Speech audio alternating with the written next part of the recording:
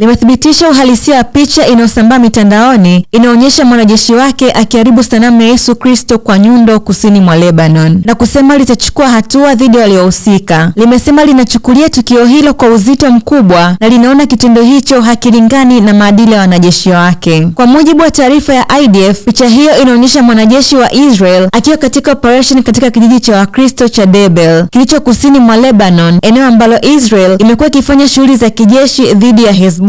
Tukio hilo linachunguzwa na kikosi cha kaskazini na litashughulikiwa kupitia mnyororo wa uongozi wa kijeshi. Waziri wa mambo ya nje wa Israel Gideon Saar amelaani vikali kitendo hicho cha aibu na kuomba msamaha kupitia mtandao wa X. Amesema ana uhakika hatua kali zitachukuliwa dhidi ya mhusika, akisisitiza kuwa kitendo hicho kinakwenda kinyume na maadili ya Israel yanayoheshimu dini zote na alama zake takatifu na kudumisha uvumilivu wa kidini, na ameomba radhi kwa kila Mkristo ambaye hisia zake ziliumizwa. Hata hivyo, IDF imesema itashirikiana na jamii ya Wakristo kurejesha sanamu hiyo mahali pake, huku ikisisitiza kuwa hatua stahiki zitachukuliwa kulingana na matokeo ya uchunguzi.